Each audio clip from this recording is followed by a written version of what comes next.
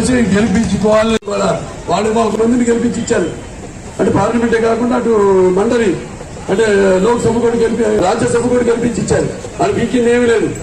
ఒక వైజాగ్ రెండో చోట వేస్తామని నాకు తెలియదు. అలాగే ఏదో స్టీల్ ప్లాంట్ ప్రైవేటీకరణ కాకుండా చూస్తూ ఉన్నారు. తెలుగుదేశం వచ్చే స్టీల్ ప్లాంట్ తీసుకెళ్తే దాంట్లో మర్చి చేస్తాం స్టైల్లో. అలాగే ప్రత్యేక హోదా అన్నారు, దాని గురించి ఊసలేదు. అలాగే ఈ యొక్క కేంద్రం నుంచి నిధులు తీసుకురాలని అసమర్థ ప్రభుత్వం ఈ వైద్య ప్రభుత్వం.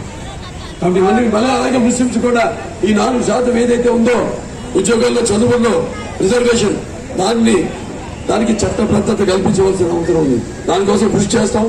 అలాగే ఎస్సీలు ABCD ఏదైతే వర్గీకరణ ఉందో అది కూడా వాళ్ళ అక్కడ పంపించడం జరిగింది. అది కూడా వాళ్ళ ఆమోదయోగ్యం ఇవ్వడానికి సిద్ధంగా ఉన్నారు మోడీ గారు. తప్పకుండా దాన్ని కూడా వర్గీకరణ చేసి తీరుతామని చెప్తున్నాను. వాల్మీకుల చిరకాల సార్ వాళ్ళు ST జాబితాలో కలపాలని మనం దాన్ని అసెంబ్లీలో పాస్ చేసి కేంద్రాన్ని పంపించడం జరిగింది. అది అక్కడే ఉంది. దాన్ని కూడా వాల్మీకిని కూడా STలో జాబితాలో కలపడానికి దృష్టి చేస్తామని తెలియజేసుకుంటూ సైకిల్ గుర్తుకే మీ 2 ఓట్లు వేసి ప్రజాస్వామ్యాన్ని మీ భవిత కోసం, మన రాష్ట్ర భవిత కోసం, మన భావి తరాల భవిత కోసం మీరంతా మన తెలుగుదేశాన్ని మన ఉమ్మడి కూటమి ఆశీర్వదించి గెలిపించాలని మనస్ఫూర్తిగా కోరుకుంటూ నేను సెలవు తీసుకుంటున్నాను.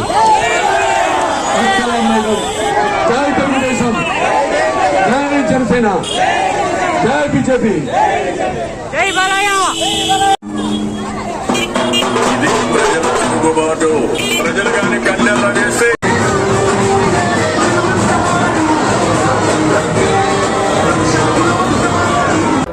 ఈ వీడియో మీకు నచ్చిందని అనుకుంటున్నాను. ఈ వీడియో కనుక మీకు నచ్చినట్లయితే ప్లీజ్ లైక్ చేయండి, షేర్ చేయండి. ఇంకా నా ఛానల్ని సబ్స్క్రైబ్ చేసి మరింతగా నా ఛానల్ని సపోర్ట్ చేయండి. Thanks for watching.